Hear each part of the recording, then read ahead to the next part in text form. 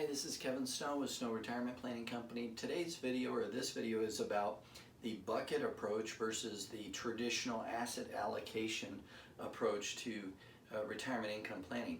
So we have on our screen here three different buckets. The first is a needs, wants, and wishes. You may not be able to see that, but it also says now, soon, and later. In other words, short term, medium term, and long term. One of the reasons that this approach is more advantageous in a retirement income planning strategy than the traditional allocation models that we're familiar with. When I say allocation models, I'm referring to having all your eggs in one basket, if you will, or in a portfolio that might be a very good portfolio made up of 70-30 or 60-40 stocks, bonds, that sort of a traditional asset allocation model. When it comes to taking income, however, out of a portfolio, one of the things that we talked about in a previous video is sustainable withdrawal rate, or the timing of when the market is up or when the market is down. One of the ways to address that risk in a portfolio income is to use more of this bucket approach, where you have different accounts established for different periods of time. So for example, in the needs portion of your overall portfolio, you may want to look at things like preferred stocks that pay a fixed dividend and that don't fluctuate as much in their price. They're not subject to the ups and downs of the market. Another thing that might help to meet your income needs now is maybe the use of an annuity or something like that. The important thing to keep in mind, and having done so many plans over the years, not every individual is the same, and it's so important to build your plan according to where you're at, what your needs are. So for example, someone who might have a portfolio that is all in $500,000, for example, they're going to need to position their accounts very differently than someone who has a portfolio, say, of $1 million or $2 million.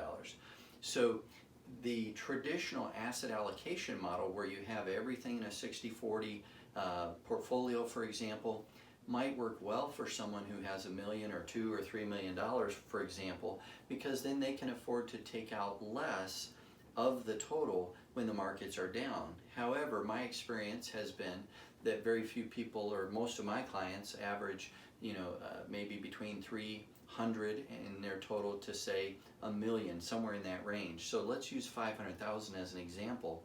So if your total portfolio is 500,000, for example, and you know that in retirement you're going to have certain needs that are now, and to meet those needs, basic essentials.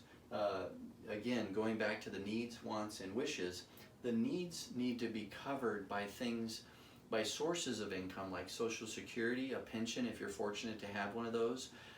If you don't, you may substitute part of that income with some insured source of income, again, like through an annuity maybe, or something like that, or preferred stock, that's going to give you a predictable, sustainable income that won't be subject to going down if the market goes down, for example. So then you can go over into the next bucket. Now, the way that we build plans here is we start off with what your needs are.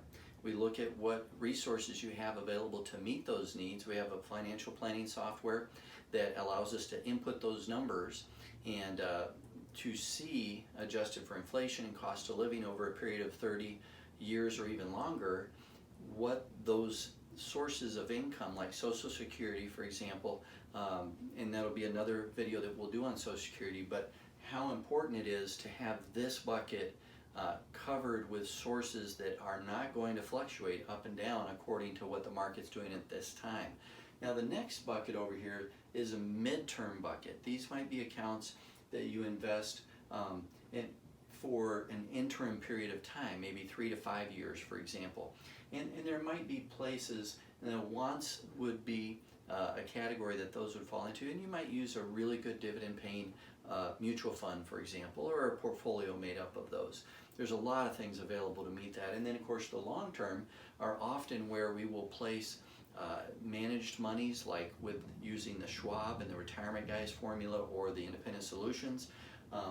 Those might be out here in this category so that we can take more risk that might fluctuate when the markets are up or down, but that's out here in your wish category or later bucket, and it's not hindering or the interim or the income. So this is just a very simple picture to help illustrate the difference between, say, a bucket approach to building a retirement income plan versus a allocation model where you might simply have all of your portfolio in a good model. However, like we said on other videos, that timing of when the market is up and when it's down, it's critically important to not just have diversification, but have asset allocation inside of your plan.